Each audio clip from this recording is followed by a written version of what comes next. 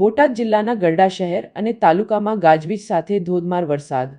ગરડા શહેરમાં વીજળીના કડાકા ભડાકા સાથે વરસાદ। આખો દિવસની ગરમી અને બફારા બાદ રાત્રિના સમયે ધોધમાર વરસાદ। ગરડાના શાક માર્કેટ, જીનનાકા, મગરપાટ, બોટાદના ઝાંપે, Shriji cinema road, Laxmiwadi road સહિતના રસ્તાઓ પર પાણી વહેતા થયા।